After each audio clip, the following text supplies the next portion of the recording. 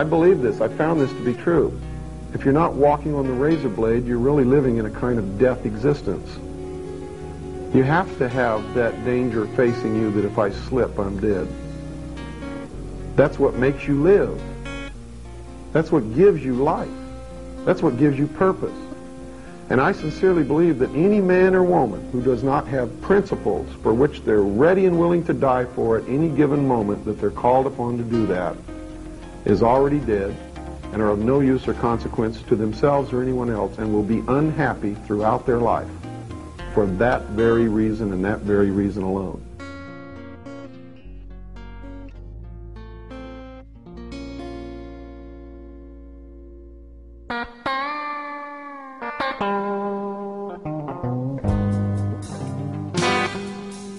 Okay, this is Main Street of Springerville, the town that's connected to Eager, and this is the also the highway coming into Springerville from St. John's. This is our research center that we opened up after Bill's death. We had to close it due to financial constraints recently. You're seeing the last of it. What this room contained was the core research books and articles.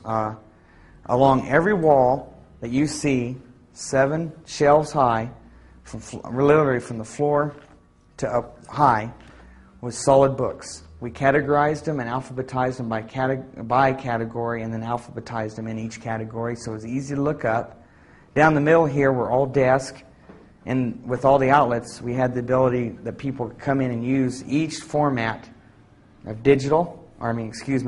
media, for instance, beta, VHS, high 8, whatever, with a monitor. And they could use books, and I made arrangements with the copy shop down the street, and they would make copies for us at a reduced rate. That way the books never left the building.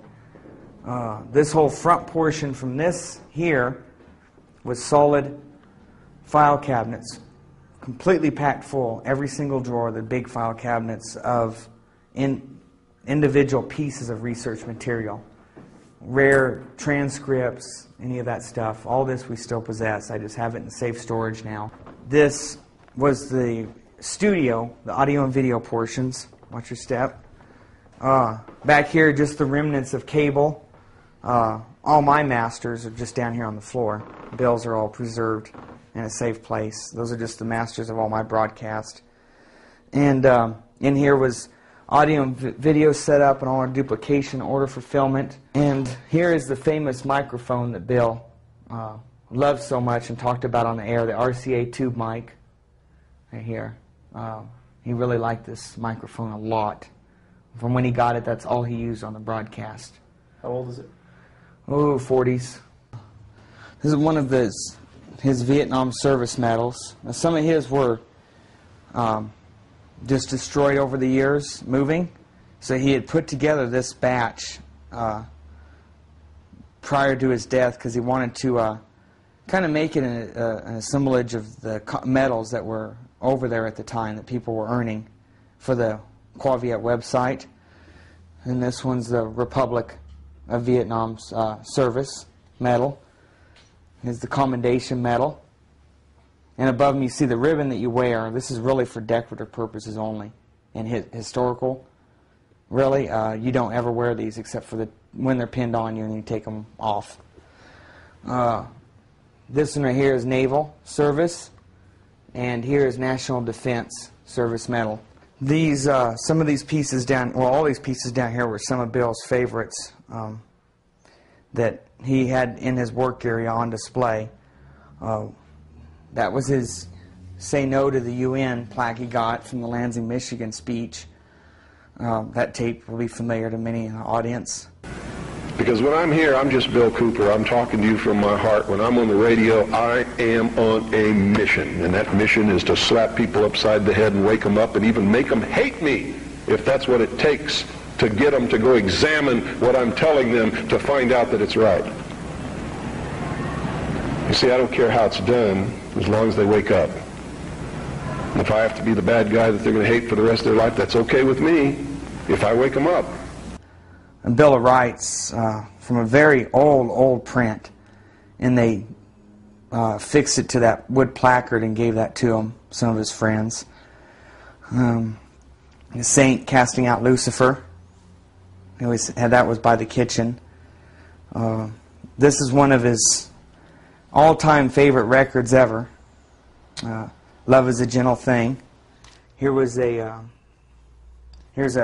nice reproduction of the Declaration of Independence for the States of America. And here's a leather embossed plaque that Eva and I had gotten Bill for his birthday back in 1999, 2000, one or the other. It's the prayer at Valley Forge from the famous painting of George Washington praying, asking for guidance. As this copper engraved plate and raised of JFK, John Fitzgerald Kennedy, the 35th president. This is one of Bill's favorite pieces, hung in the hall entryway of the house. I don't know where he even got this, but he really liked it and made sure it was always up wherever he moved.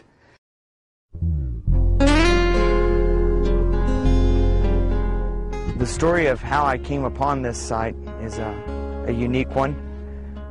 Tasked with having to find a site and not much time, I went to the city of Springerville, and this was one of the few things that worked out smoothly following his death, and at least with all the arrangements.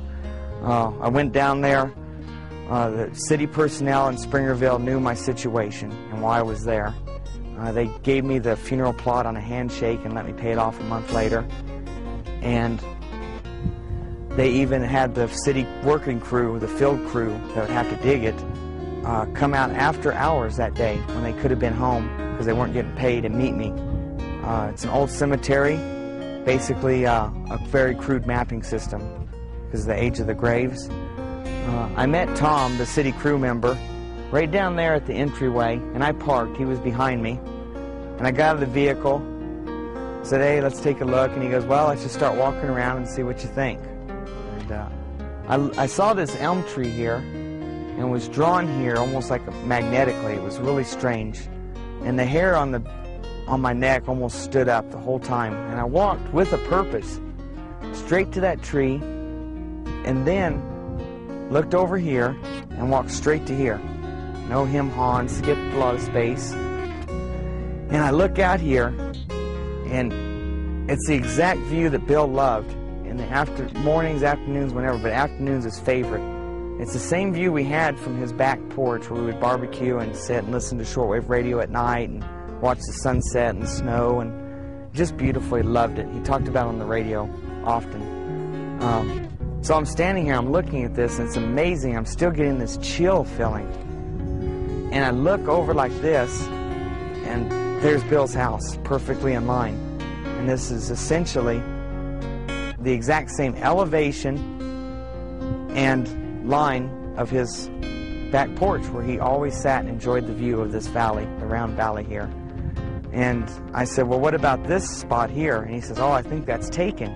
So he pulls out this map, a lot of it hand-drawn and added to. And lo and behold, he goes, "Well, I'll be dang, there's 2 spots open here. I thought they were full." And I said, "I want this one no matter what." The gentleman, Tom, he circled the area with cones and parked a vehicle here and notified the city crews that no one wanted to get this spot because it was for Bill. And that's pretty much how it happened.